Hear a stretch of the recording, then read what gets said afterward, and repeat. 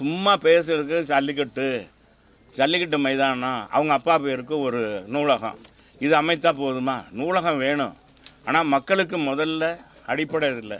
அதே மாதிரி ஜான் பென்னிக்குக்கு இந்த 5 மாவட்ட விவசாயிகளுக்கும் மக்களுக்கும் குடிநீர் ஆதாரமாக இருக்குது முல்லை பெரியார் அணையை கட்டி கொடுத்து அவருக்கு அவர் வாழ்ந்த இடம் அந்த கலைஞர் நூலகம் பக்கத்தில் தான் சொல்கிறாங்க.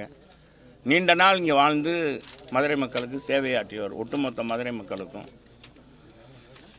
மதுரை மாவட்ட மக்களுக்கும். அவருடைய நினைவு, அவருடைய வாழ்ந்த இல்லத்தை நினைவில்லமாக மாற்றிக்கலாம். அதுவும் இந்த அரசாங்கம் செய்யலை. அவருக்குன்னு ஒரு மார்பளவு சிலையை போய் இங்கேருந்து அவர் பிறந்த ஊரில் லண்டனில் போய் அமைச்சு வெறும் 37 லட்சம் ரூபாய்க்கு செஞ்சுட்டு வந்திருக்காங்க. இதுதான் அவங்க சாதனை இந்த இவருக்கு, நம்ம ஜான் பென்னிக்குக்கு. ஆனால் எங்கள் அம்மா மணிமண்டபம், பல கோடி ரூபாயில் மணிமண்டபம் அமைச்சாங்க.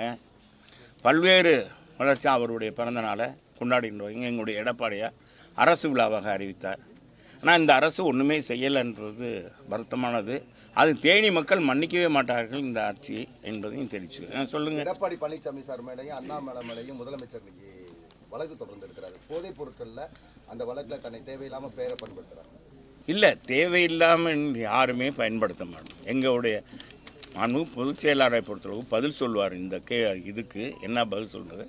எங்களை பொறுத்தளவுக்கு எங்களுடைய பொதுச் செயலாளர் எங்களுக்கே என்ன சொல்கிறதுன்னா, ஆதாரப்பூர்வமாக இருந்தால் அதை எடுத்து சொல்லுங்கள், இல்லாவிட்டால் விமர்சனம் வர்ற மாதிரி நீங்கள் செய்யக்கூடாதுன்னு எங்களுக்கு ஆலைன்றவர் எங்கள் பொதுச் செயலாளர். மக்கள் நம்மளை நம்புகிறார்கள், மக்களுடைய எதிர்பார்ப்பை நம்ம நிறைவேற்றக்கூடியவர். எனவே நாம் நம்முடைய பணியில் சிறப்பாக இருக்கணும்.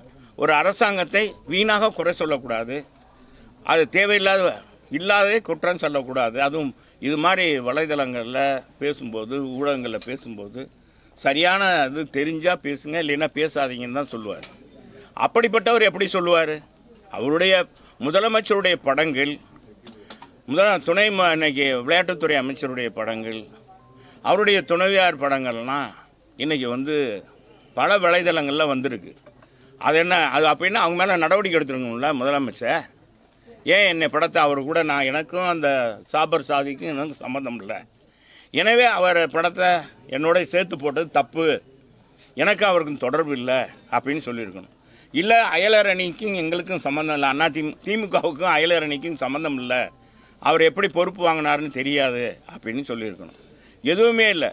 இன்றைக்கி எங்களுக்கு என்ன கேள்விப்பட்ட அளவுக்கு நடந்து முடிந்த அந்த இளைஞர் மாநாட்டுக்கு கூட அவர் நிதி அளித்தார்னு கூட சொல்கிறாங்க. ஆனால் நாங்கள் அதெல்லாம் ஊடகத்தில் சொன்னோமா, நிதி அளித்தார் வச்சார்னு? அவர் நிதியெல்லாம் அளித்திருக்காரு, அதை நிதி கொடுத்துருக்காரு அப்படின்லாம் சொல்கிறாங்க. அதை வச்சு சொல்கிறது எதிர்க்கட்சிகள் ஏன்னா அப்புறம் ஆளுங்கட்சி இதே நம்ம முதலமைச்சர் சொல்கிறார், ஆளுங்கட்சியை துதிபாடுற எதிர்க்கட்சி இருக்குது. எதிர்க்கட்சி ஆளுங்கட்சியுடைய குற்றங்கள் குறைகள் நிறைகளை சுட்டி காட்டினா தான் ஆளுங்கட்சிக்கு மக்கள் பணியை இன்னும் சுறுசுறுப்பாக செய்யணுன்றக்காக தான் இன்றைக்கி எங்களுடைய பொதுச் செயலாளருடைய நடவடிக்கை இருக்குமே ஒழிய வேறு முதலமைச்சரை சிறுமைப்படுத்தணும், வைக்கணும், தேவையில்லாமல் சொல்லணுன்றதெல்லாம் கிடையாது. ஆணித்தரமாக எங்களுடைய சட்டமன்றத்துடைய அவையிலேயே குறிப்பிட்டிருக்காரு எதிர்க்கட்சி தலைவராகணும். இதை காட்டிலும் ஒரு வருஷத்துக்கு முன்னால் உங்களுக்கு தெரியும், என் மேலே ஒரு மாநிலம் என்ன உங்களுக்கு தெரியும், வழக்கு அரசு என்னை நான் தவறாக பேசிட்டேன்னு சொல்லி, முதலமைச்சரையும் தவறாக பேசிட்டேன்னு சொல்லி இதே போதைப் பொருள் கடத்தல் சம்பந்தமாக எங்கள் முதலமைச்சர் அறிவிப்பு கொடுக்குறார். அது மீறி அதிமுக ஒவ்வொரு மாவட்டத்திலையும் ஆர்ப்பாட்டம் நடத்தணும்னு சொல்கிறாங்க. அந்த அடிப்படையில் நாங்கள் பேசணும். அதை விட்டு நாங்கள் விலகவே இல்லை. போதைப் பொருள்னு என் மீது அவதூறு வழக்கு போட்டாங்க. இன்றைக்கி நீதி அரசை அதை நிறுத்தி வைத்துட்டார், தடை விதித்திருக்கிறார். நாங்கள் வழக்கை சந்திக்க தயார். நான் கேட்குறது இந்த அரசாங்கத்துக்கு நான் இந்த நேரத்தில் கேட்குறேன், மக்களின் குரலாகவே கேட்குறேன். ஏங்க, நாங்கள் ஒரு வருஷத்துக்கு முதலே சொன்னோம்ல, போதைப் பொருள் தமிழகத்தில் அதிகமாக நடமாட்டம் இருக்குது, இதை இந்த அரசாங்கம் உடனடியாக தடுத்து நிறுத்த வேண்டும், அது உரியவர்களை இரும்பு கரம் கொண்டு அடக்க வேண்டும்.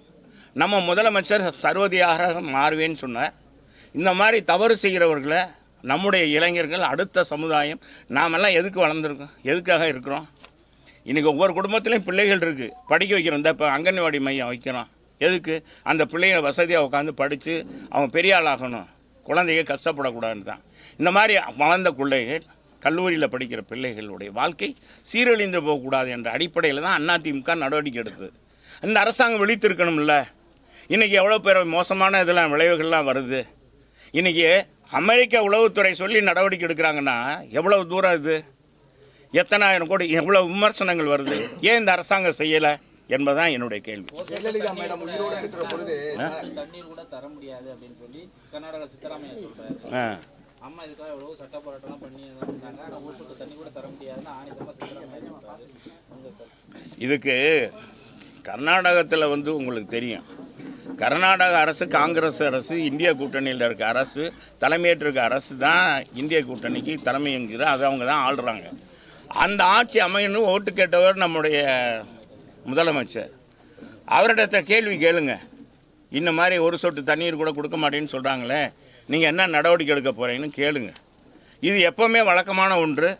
இதே நேரத்தில் எங்கள் அம்மா ஆட்சி, எங்கள் எடப்பாடியார் ஆட்சி இருந்துச்சுன்னா இந்நேரம் அதுக்கு எங்களுடைய நடவடிக்கையே வேறு மாதிரி இருந்திருக்கும். பாதகம் செய்பவரை கண்டால் நாம் பயங்கொள்ளலாகாது பாப்பா, மோதி மிதித்து விடு பாப்பா, அவர் முகத்தில் உமிழ்ந்து விடு பாப்பா. அண்மை செய்திகளை உடனுக்குடன் தெரிந்து கொள்ள இணைந்திருங்கள் இயம்நாடு தொலைக்காட்சியுடன்.